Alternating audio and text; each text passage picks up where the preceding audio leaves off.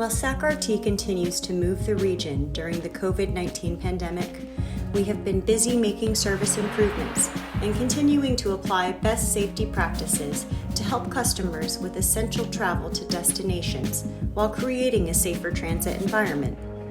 Beginning on Sunday, June 14th, we are increasing weekday bus frequency and expanding 3 Smart Ride microtransit service zones.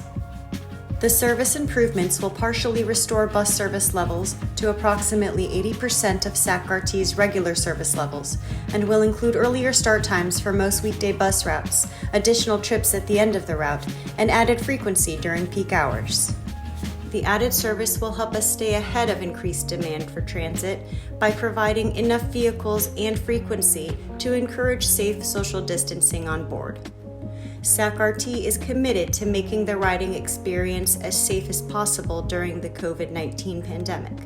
SacRT's #1 priority has been and continues to be the health, safety, and well-being of its customers and employees by implementing preventative safety measures. We are sanitizing and fogging our buses, light rail vehicles, and facilities every day.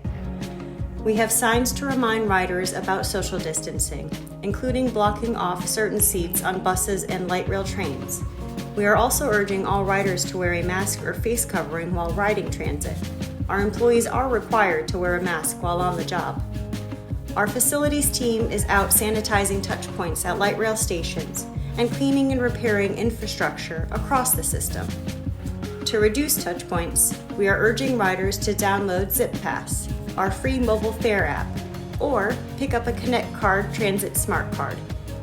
We have added protective plexiglass barriers on buses to keep operators physically separated.